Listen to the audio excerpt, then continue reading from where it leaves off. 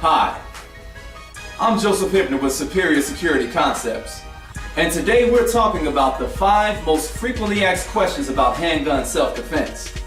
Question 3. Do I need a license or permit to own a handgun for self-defense? Well, that would depend on the state that you live in, as the laws regarding handgun ownership and legal carry differ from state to state. While some states may require that you have a permit or a license to own a handgun, other states allow ownership without one inside of your home or business. So for more information regarding whether a permit is needed to own a handgun for self-defense near you, check out our classes offered at SuperiorSecurityConcepts.com for the next available class.